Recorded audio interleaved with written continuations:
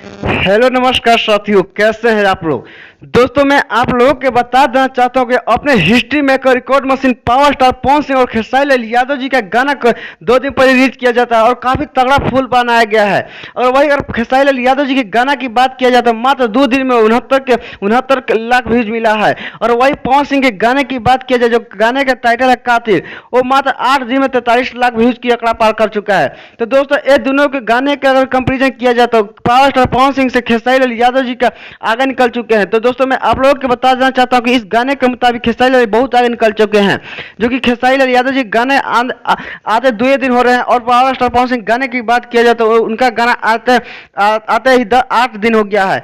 अगर back to back power star Pawan Singh अपने गाने को ऑडियंस के बीच ला रहे हैं और काफी ऑडियंस को प्यार भी मिल रहा है। और दोस्तों अगर खेसारी लाल यादव जी के फैंस की बात किया जाए तो क्या खेसारी लाल यादव जी काफी दिनों से अभी शांत है, लेकिन खेसारी लाल यादव जी काफी पवन सिंह का पीछा करते नजर आ रहे हैं। और दोस्तों अगर आप लोग खेसारी लाल यादव और पवन सिंह एक तरफा प्यार और सपोर्ट करते हैं तो ऐसी दबा के वीडियो को सपोर्ट करते हो। दोस्तों मेरी जानकारी कैसे लगी आप लोग अपना कमेंट बॉक्स में राय जरूर दें, क्योंकि भोजपुरी के हर खबर इस चैनल के द्वारा देखने को मिलता है। लव यू, जय भोजपुरिया समाज।